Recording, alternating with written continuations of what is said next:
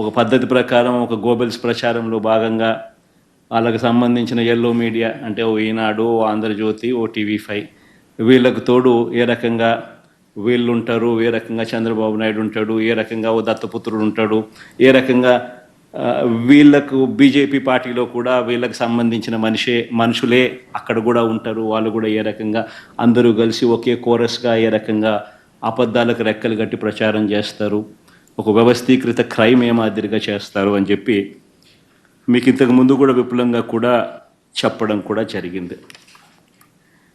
ఆశ్చర్యం ఏమిటంటే చంద్రబాబు నాయుడు గారు తన గుండెల మీద తాను చేతులు వేసుకుని తాను ప్రజలకు సమాధానం చెప్పాల్సిన విషయం ఇది. ఎందుకనంటే అధికారంలోకి వచ్చి 6 నెలలు అవుతా ఉంది.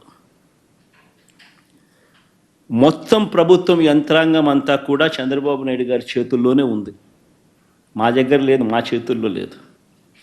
6 నెలల నుంచి మొత్తం ప్రభుత్వ యంత్రాంగం అంతా చంద్రబాబు నాయుడు గారి చేతుల్లోనే ఉంది. ఆయన అధికారంలోకి వచ్చి 6 నెలలు అయింది. మరి చంద్రబాబు నాయుడు గారి చేతుల్లో ఉన్న అధికారులతోనే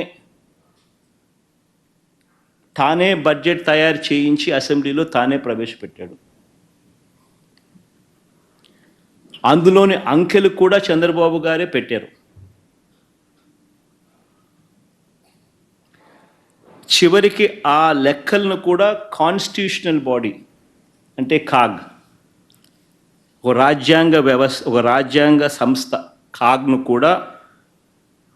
కూడా ఆ అధికారిక లెక్కలను ధృవీకరించింది. మరి ధృవీకరించిన తర్వాత నీ హయాంలో నీ అధికారుల చేత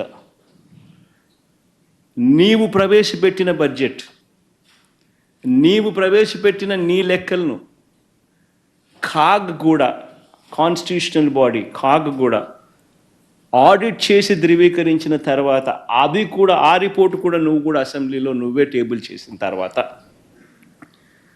మరి నువ్వు చెప్పిన నీ లెక్కలు, నువ్వు చెప్పిన ఈ నెంబర్స్ మరి నువ్వే ప్రవేశపెట్టిన తర్వాత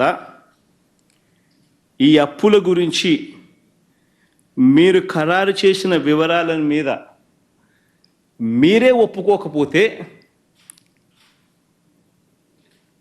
ఇక మీరు అసెంబ్లీలో ఈ నెంబర్సు ఇవన్నీ ఎందుకు ప్రవేశపెట్టారు?